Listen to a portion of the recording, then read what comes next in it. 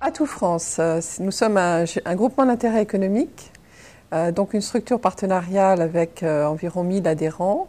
Notre mission consiste à assurer le développement touristique de la France et donc d'appliquer la politique de l'État en matière de développement touristique. Le CRT souhaitait avoir un point de vue national sur les enjeux du développement durable et du tourisme, et en particulier pour présenter les résultats d'une étude que nous avons conduite en 2010 sur le marché du tourisme durable. L'étude cherchait à répondre à la question de savoir si les initiatives des professionnels du tourisme en matière de développement durable risquaient de rencontrer un marché ou pas.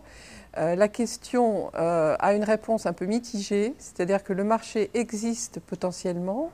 Les visiteurs de la France sont sensibilisés au sujet, majoritairement. Les Européens s'y intéressent, mais dans la pratique, ils ne consomment pas encore vraiment de façon importante les prestations de tourisme durable existantes, puisqu'on avait en 2010 que 4% des Français qui avaient consommé du tourisme durable. Les obstacles que l'on a identifiés sont divers, probablement et principalement le fait que l'offre est insuffisante encore, insuffisante et mal connue, mal identifiée, mal comprise. Et puis aussi la peur d'un confort moindre, d'un prix plus élevé, et la peur aussi d'être trompé sur la réalité de la prestation, la peur du greenwashing.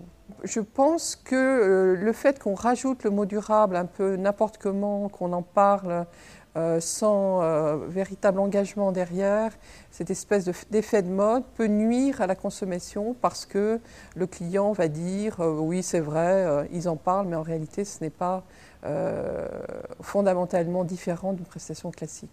Donc moi je pense qu'il faut identifier de façon très claire le plus différentiel qui sera apporté par la prestation de développement durable. Les labels sont attendus par les clients et ils s'appuient sur les labels pour faire leur choix, donc c'est important.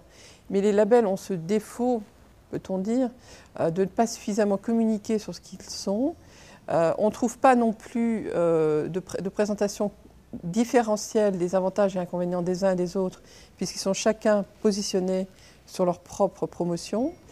Donc il est difficile encore pour le touriste d'y voir clair. Probablement y a-t-il besoin, peut-être au niveau de la communication des régions, des départements et des destinations, d'expliquer au client final qu'est-ce qu'un label et quels sont les différents attendus de chacun des labels.